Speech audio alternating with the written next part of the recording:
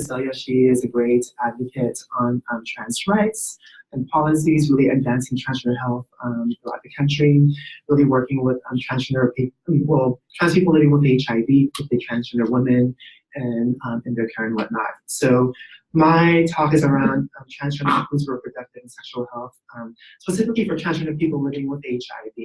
Not to discount that there are access of trans people already accessing or having reproductive health and desires and whatnot, but really the focus is on really transgender people living with HIV. So I am part of the Center of Excellence for Transgender Health, which is upstairs, and we are part of the Center for AIDS Prevention Studies, which is part of UCSF.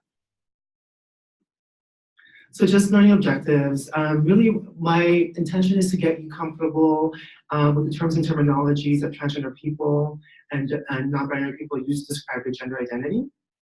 Increase awareness of the unique sexual health and reproductive needs of transgender and gender non-binary people living with HIV. And then identify strategies to improve transgender-inclusive sexual health and reproductive services for transgender and gender non-binary people. And this picture is really interesting because this was a picture that myself, Cecilia, and various other advocates throughout the country really coming together early in the year to really talk about what does it mean to have trans-centered reproductive justice work. And so, as Shannon mentioned earlier, the conversations is fairly new. There are conversations that are happening around what that looks like in terms of what our priorities are, what policies look like. And so, currently it's all, these conversations are happening, but they're also kind of insular. And so it's really important to think about when we think about reproductive justice for trans people, how do we center people's voices and community voices in those frameworks? Just a little bit about the COE. Our mission is to increase access to comprehensive, effective, and affirming healthcare services for transgender and gender non-binary communities.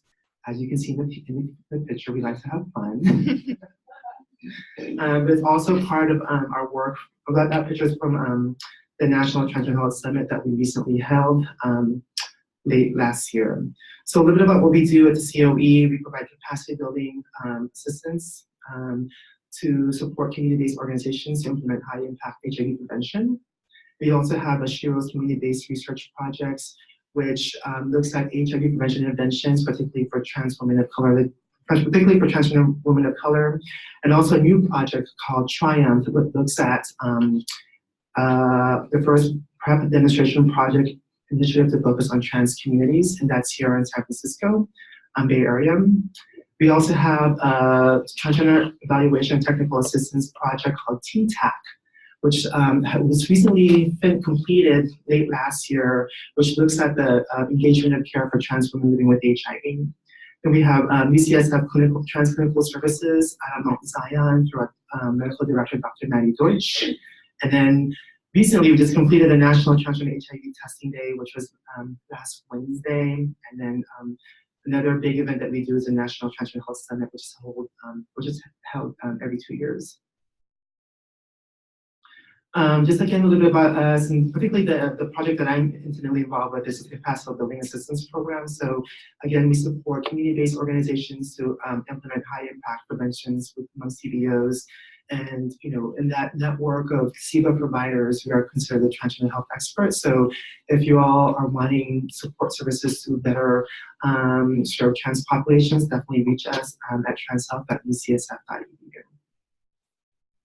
So before we jump into reproductive justice, particularly for trans people living with HIV, it's really important for us to be really just as clinicians and providers, it's really be important to be comfortable and aware of the ways in which transgender are used to define their gender identity. So gender identity, as we know, is a person's internal sense of being a man or woman, or for those who are gender non-binary, someone outside of that gender binary, right? For transgender people, the sex that they were assigned at birth and their own internal gender identity do not match. Does that resonate with folks? So in terms of what gender identity is, it's kind of like our own internal sense of gender, right? So how we see ourselves and how, and the gender expression is the outward expression of gender through gestures, behaviors, etc. right? So I'm obviously presenting to you as very femme right now, right? There are days when I don't necessarily present that, but my internal sense of gender is still a woman, right? Does that kind of resonate with folks? Another concept is sex assigned at birth. Right? We know that currently right now in birth certificates, people are assigned one of two sexes at birth, either male or female, right? There have been movements to include non-binary identities in certain states, and I think California and Washington have actually been able to do that. But in terms of sex at time of birth, we just capture male or female based on external genitalia or internal genitalia, right? So with that, the definition of transgender is an umbrella term used to describe people whose gender or gender expression is different from the sex they were assigned at birth. Similarly, well, on the other side, there's also sexual orientation, which really talks about what we are romantically or emotionally or physically attracted to, right? It's completely different from gender identity. It does not include gender identity or gender expression. So it's what I'm attracted to romantically, physically, and emotionally. That pictures of gay penguins, they exist in nature, right?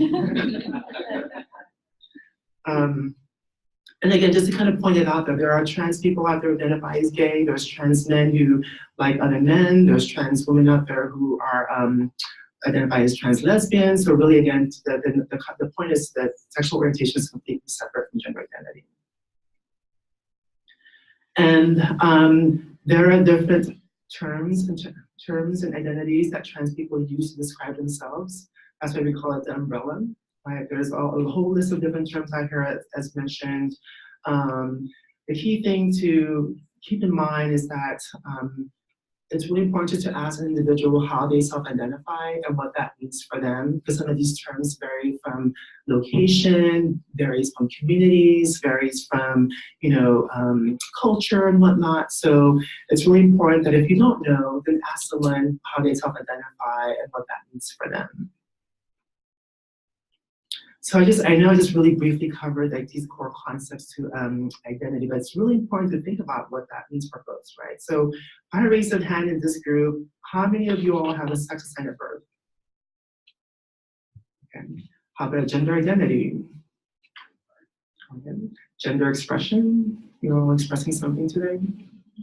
Sexual orientation?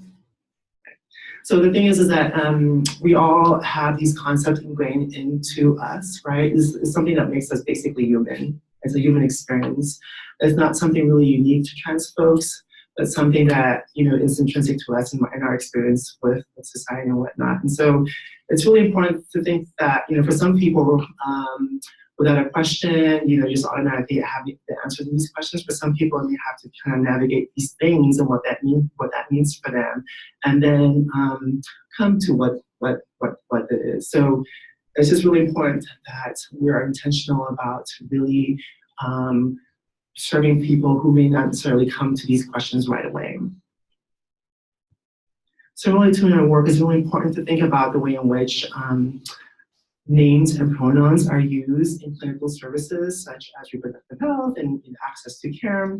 And simply because names are important because, first of all, it's in a way in which we legally track folks, right? And so there's a difference for trans people's experiences. Sometimes their legal name doesn't necessarily connect with their current name, what they bring to the clinic, right? And so it's just really important to be cognizant of that, as well as kept into clinical files or records, not necessarily going to be consistent to what the current name is or what we call preferred name. So it's really also important to be intentional about asking a trans person who come into care to ask what their preferred name is if they have one that is not necessarily connected to their legal name. Pronouns are also really important, just to put up there, to ask an individual what the pronoun they use, simply because that sets the stage for care when they do access care. Any questions so far? Because I know I just really brushed really quickly around terms and identities. So this is really important simply because it's important that you are comfortable with being able to connect with an individual coming in for care around the questions around reproductive desires and whatnot. But any kind of questions related to that first? No? All right. So with that, I'm going to turn over a little bit more around, I'm going to talk a little bit more about the burden of HIV amongst trans people. The literature has suggested that trans people, the prevalence rate of HIV is about 22% in the United States. That's really high. And when we think about that burden of HIV, it's usually concentrated or focused on transgender women, right?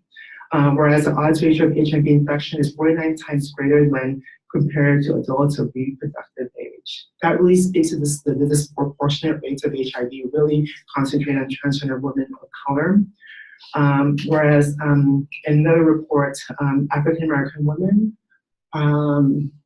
greatly experience HIV much more significantly than other groups within the population. So in comparison to white and in comparison to Latinas.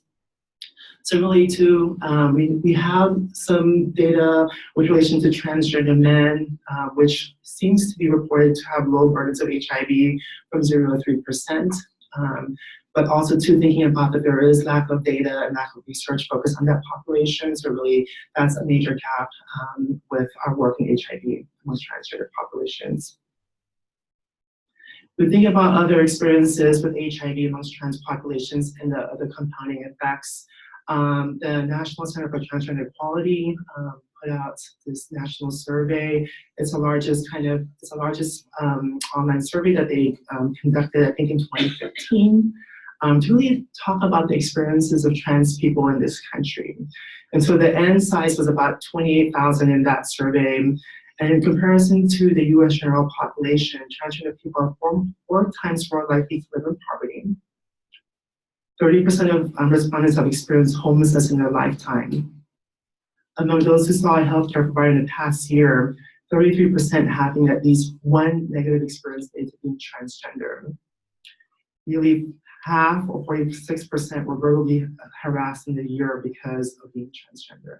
So you really think about what these points mean, because it really talks about the experiences with being transgender and also kind of things that may potentially put people at risk for HIV. Right? So navigating what we call, what we in public health we call social determinants of health, right? And so transgender people are disproportionately affected by obviously HIV, discrimination in health, suicide, unemployment, violence, and it goes on and on and on as you see in this illustration.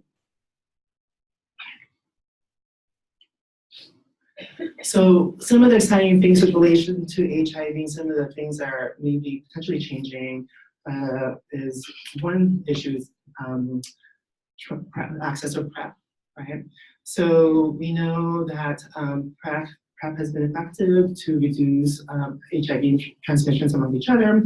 And so what we know about PrEP and trans folks is that there's low levels of awareness even in areas with stronger medical and social support. And that was a focus group that was done by Dr. Silvanus upstairs in our group. So even though there's PrEP availability, there are still low levels of awareness among trans populations. Similarly, too, there's no trans-specific guidelines from CDC around PrEP and transgender populations, right? Another study by Dr. Liu at SFDPH shows low levels of enrollment and retention demonstration projects in relation to PrEP access. Also, too rarely included in observational studies are some of the, in terms of observational studies, some of the data sets were disaggregated with relation to trans populations. And of the existing clinical trials in IPREX is nearly one with a confirmed enrollment of trans folks, trans women. So what are we doing with all those issues? So we actually have called the Triumph Project, which is part of the Center of Excellence for Transgender Health, which is the only community-based research project out of the COE to focus on PrEP research among trans populations. So it's the first demonstration project to really focus against trans communities. We have two sites, both at La Clinica in Oakland and also at Gender Health SF. It's funded by the California HIV/AIDS Research Program by CHRP. Our PI is Dr. Sebelius, and it uses the model of gender affirmation as conceptual framework to utilize community mobilization strategies. And really, it looks at the really specific nuance with uptake, adherence, and really hopefully contributing to maybe having guidelines for most trans populations in the future. Another game changer to think about when we think about HIV is U equals U, right? We also know that we also understand it to be as treatment as prevention, right? Because I'm putting these out there simply because these kind of play into the way in which we think about fertility and access to reproductive health for trans people living with HIV, right? So these are kind of these are talking points for us to think about when we talk to our trans patients and clients living with HIV and their desires and needs to have reproductive justice and health. So again, the concept of U equals U is if a person's undetectable, if a person's undetectable if they are HIV positive and they take their medications regularly, so the virus is suppressed in their body, right? So the idea is if you you take the medication, it suppresses your viral load, and then therefore you would less likely transmit HIV virus to another person.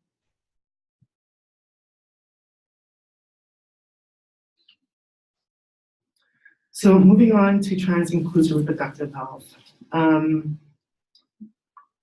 I wanted to share with you all, I know that I mentioned to you this, we were working with Cecilia Chung, particularly with Positively Trans, around access, around really kind of centering the conversations around transgender reproductive health.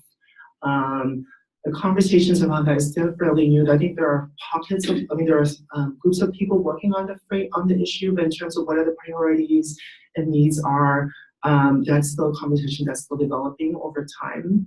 But I wanted to share with you one video who is part of Positively Trans that is looking at some of her, sharing what her experiences are with reproductive health and justice for trans folks.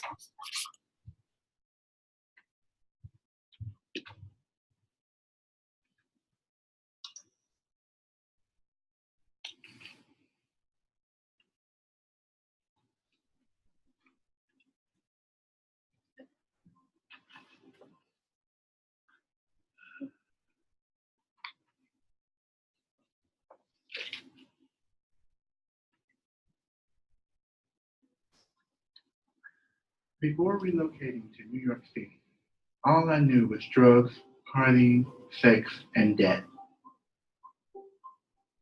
You see, Ethan, in the South, there were not many advancement opportunities for people like myself.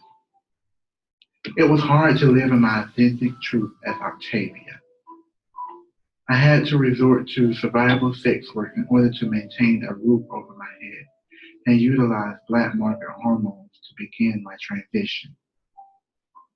I could not access quality yet competent healthcare, employment opportunities, nor the basic necessities afforded to everyone else. Therefore, I packed 5 suitcases and purchased a one-way ticket to New York City, where I began to live in my truth unapologetically for the first time. I was no longer afraid of what others thought of me, because their opinions were not mine to carry. I would no longer be held hostage by society's should, could, and would have because I define who I am. It took losing everything which I held near and dear in order to gain everything which has now made my life worthwhile. My greatest accomplishment in life was becoming your mother. I left everything behind that was near and dear to me in order for me to get to where I am today. I never knew I could become an activist, advocate, mother, scholar, and wife. You are loved beyond measures. In this life, you will experience the biases in ism, ageism, colorism, sexism, etc. of society. However, You will have been enlightened on what it is to meet people where they are. You will be able to understand what you can handle and hold and what to release. You are gifted, smart, and talented, and have what you need to be the catalyst of change in which I envision you to be. My gift to you is the knowledge of acceptance and the ability to become an agent of change. You, my child, are the greatest gift bestowed upon me.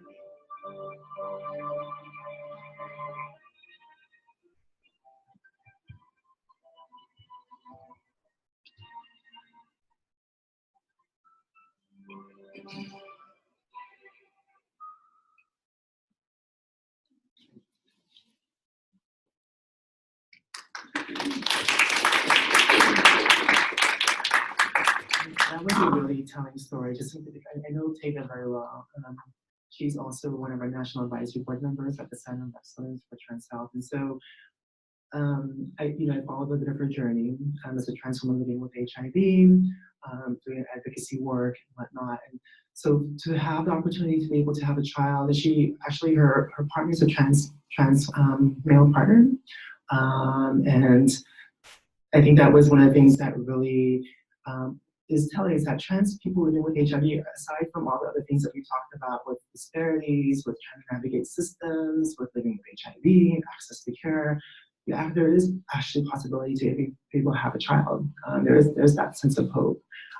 There is obviously a lot of barriers with relation to stigma and what that means, but to be able to give that sense of hope for someone really is telling of the capacity that we can actually provide trans people to have rich, authentic lives.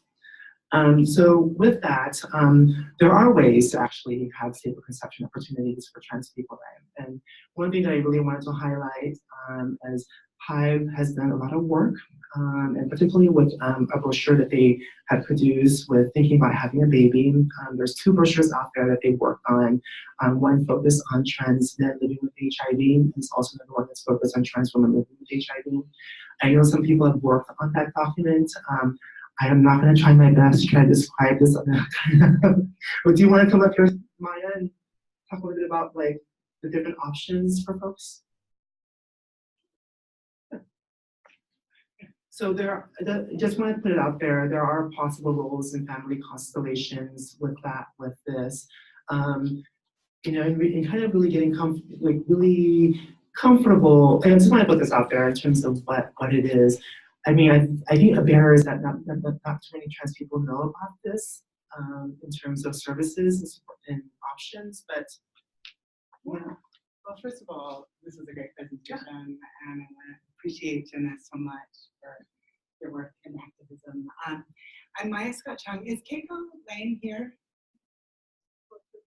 Oh, is Keiko here as well? Okay, so there was a small team of us that worked on some brochures focusing on cis gay men and trans women and trans men living with HIV and various family building constellations. I think as we're looking, have any of you seen the book What Makes a Baby by Corey Silverberg? Just raise your hand. Something my 13-year-old daughter actually pulled it off a shelf in a bookstore about 5 years ago and said, "Mama, I think you want this book." And it's a book that talks about family building and conception without gender attached. So it talks about sperms and eggs and uteruses and family formation. It's really something that any human being that came into the world could find their story through that. And I think the shifting of language, a lot of it is recognizing that people who have sperm or eggs or uteruses in their bodies identify in a really wide variety of gender identities and sexual orientations and family formations. So the brochures that we're developing here with HIVE as the instigator, and we really want to get these out, are looking at offering information about family building options. And at the time, I'm a non-binary white queer femme with Mexican Chinese trans partner and have a 13-year-old daughter conceived by home insemination with HIV negative cis gay man who's Argentinian and Chinese. So we're a multiracial family, we're a multilingual family. We have 3 generations of Chino, Latino, Celtic folks in Latinx Celtic folks in the house. And the process in my own family to be form my family was really complicated. And it involved a lot of legal barriers and discrimination and stigma and financial barriers and good luck finding Mexican Chinese donors in the banks. There was one in the whole world that we found, and we knew 4 people within the first month of using that one donor's sperm, which is why we decided to look for a known donor at the time. But this is really, the brochures, I don't want to just go through it. I printed copies outside of the brochures, and you can download them on the website. But the gaps that are going on for trans and non-binary and gender non-conforming folks around accessing PrEP and thinking about family building options where you have legal protection, where all of the parties in the family building process are informed.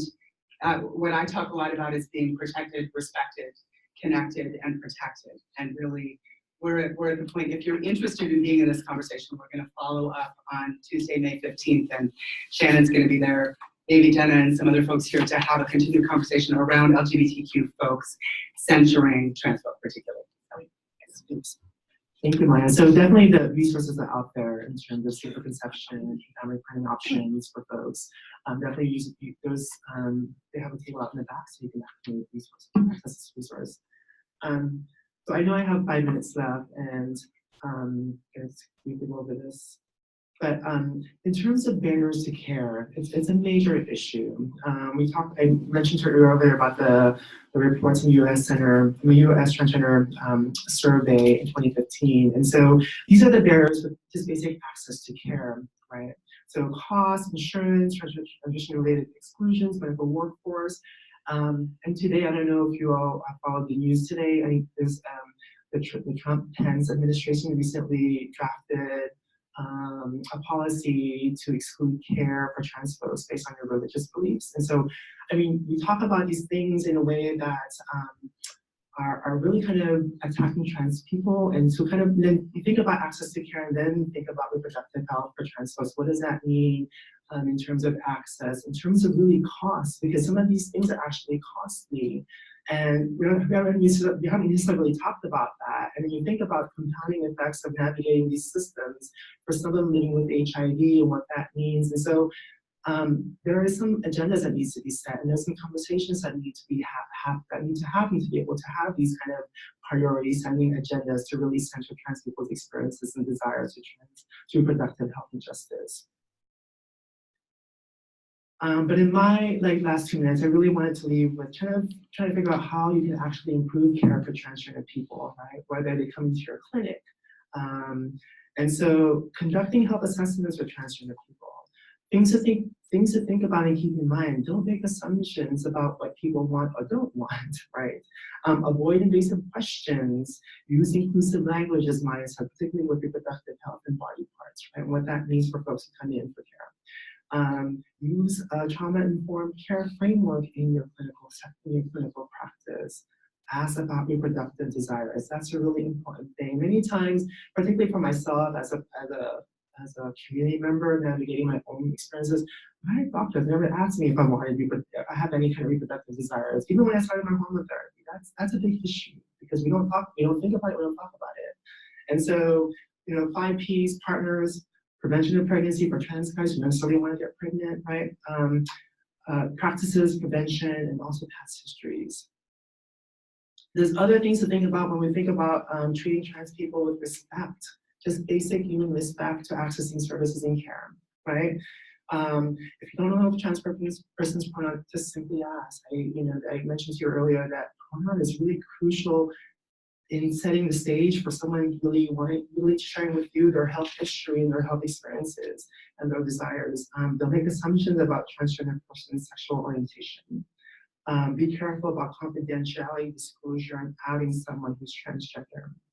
Be patient with someone who may be questioning or exploring gender identity.